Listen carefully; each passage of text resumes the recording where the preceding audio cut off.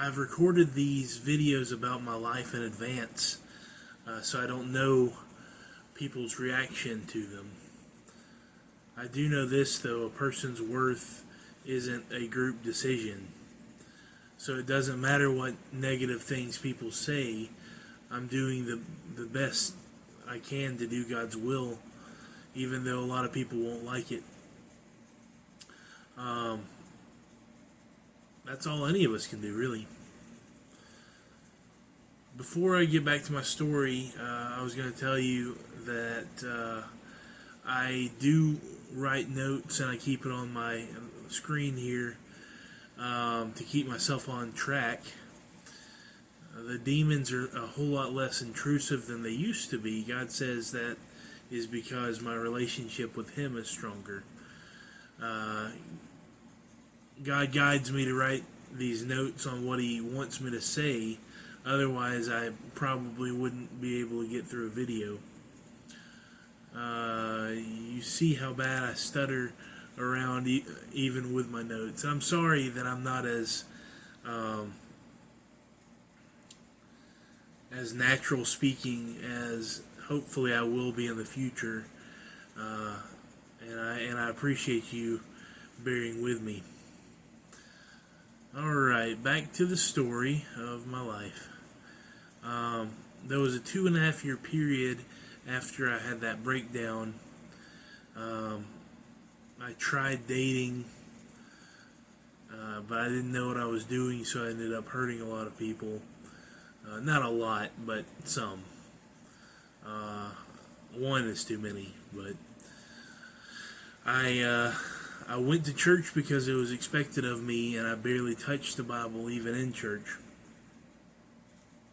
But one day, I randomly started reading the Bible again. I know now that it was a nudge from the Holy Spirit. I came across this verse in Psalm 34, verse 18. The Lord is near to the brokenhearted. He saves the contrite in spirit. The Lord is near to the brokenhearted. He saves the contrite in spirit. So my heart was broken. I was kind of asking myself, is God near to me then? I think my Bible said crushed in spirit instead of contrite in spirit. And I definitely felt crushed in spirit.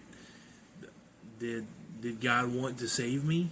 That's kind of like the thoughts that were going through my mind right then. So I started trying again. I started to try to do what was right, and I started praying again. And I guess any advice to anyone who's looking for a spouse or looking to date somebody that might become their spouse: try to get yourself in order first. Try to do what is right for yourself, and God might just send you one. Happened to me. So two weeks later, on a Sunday morning, a beautiful woman walks through the door with her brother and her parents. And I went to college with her. I didn't remember her name, so I got on Facebook and found that her name was Alicia. I didn't know if the guy sitting next to her was her husband or brother, but thankfully my Uncle John was there to be awkward in my stead. He said, "Well, you look like a lovely couple." To which they said, we're siblings. After church, I asked Alicia and her family to lunch with my brother and some of my friends.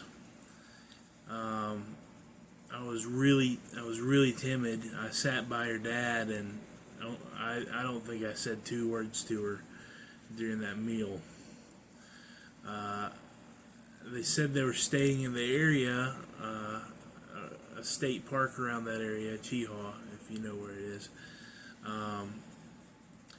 And I invited them to church that night, church where my dad preached.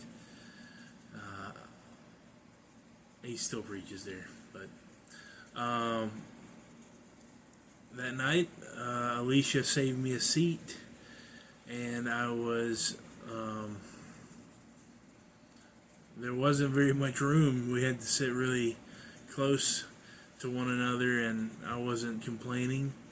I didn't know if she was single or not, though, so I pretty much spent the whole church service trying to plan what I would say to her. After church got out, I made sure that she was single, and I got her number, and later that day we started texting. This was 2012. Wow, it's a long time ago now. 14 years ago, a little bit more than 14. We talked every day until I went to the mental ward 2 years ago. This is a good time to say that Alicia and I are both victims.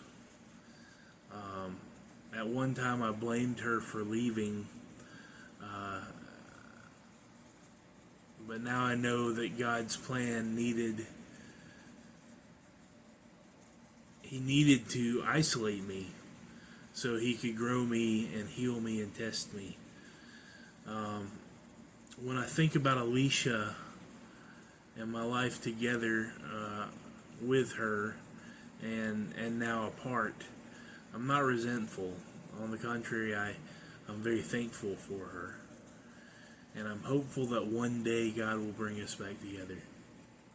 Until then, God bless you, Alicia.